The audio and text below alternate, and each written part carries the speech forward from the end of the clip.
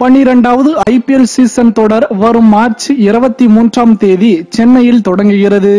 முதல் 2 வாரத்துக்கான போட்டிகள் குறித்த அட்டவணை இன்று வெளியிடப்பட்டுள்ளது. இந்த ஆண்டு இந்தியாவில் பொது தேர்தல் நடைபெற உள்ள நிலையில் ஐபிஎல் 12வது சீசனை எங்கு நடத்துவது என்ற பெரும் குழப்பம் நிலவியது. தென்னாப்பிரிக்காவிலோ அல்லது ஐக்கிய அரபு அமீரகத்திலேயோ ஐபிஎல் தொடரை நடத்தலாம் அல்லது பாதி தொடரை இந்தியாவிலும் பாதியை வெளிநாட்டிலும் நடத்தலாம் என்று கூறப்பட்டு வந்தது.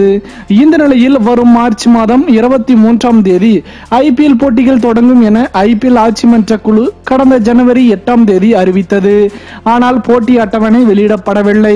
இந்த சூழ்நிலையில் தற்போது மார்ச் 23 முதல் ஏப்ரல் 5ஆம் தேதி வரையிலான முதல் 2 வாரத்திற்கான அட்டவணை நேற்று வெளியிடப்பட்டுள்ளது. அதன்படி மார்ச் 23ஆம் தேதி மாலை சென்னையில் தொடங்கும் முதல் போட்டியில் தோனி தலைமையிலான சென்னை சூப்பர் கிங்ஸ் அணியும் விராட் கோலி தலைமையிலான பெங்களூரு ராயல் சேலஞ்சர்ஸ் அணியும் மோதுகின்றன. முதல் 2 வாரத்திற்கான அட்டவணை இதோ. March 23 Chennai was Bengaluru. March 24 Kolkata மற்றும் ஐதராபாத். மாலை மும்பை மற்றும் டெல்லி அணிகள் மோதுகின்றன. மார்ச் 25ஆம் தேதி ராஜஸ்தான் மற்றும் பஞ்சாப் அணிகள். மார்ச் 26ஆம் தேதி டெல்லி மற்றும் சென்னை அணி. மார்ச் 27ஆம் தேதி கொல்கத்தா மற்றும் பஞ்சாப் அணி.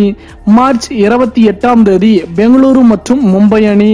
மார்ச் 29ஆம் தேதி ஐதராபாத் மற்றும் ராஜஸ்தான் அணி. மார்ச் 30ஆம் தேதி பஞ்சாப் மற்றும் மும்பையை தொடர்ந்து டெல்லி மற்றும் கொல்கத்தா அணி மாலையில் தொடங்குகிறது.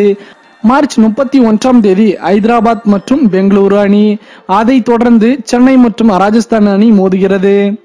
ஏப்ரல் 1ஆம் தேதி பஞ்சாப் மற்றும் டெல்லி அணி மோதுகிறது. ஏப்ரல் 2ஆம் தேதி ராஜஸ்தான் மற்றும் பெங்களூரு அணி மோதுகிறது.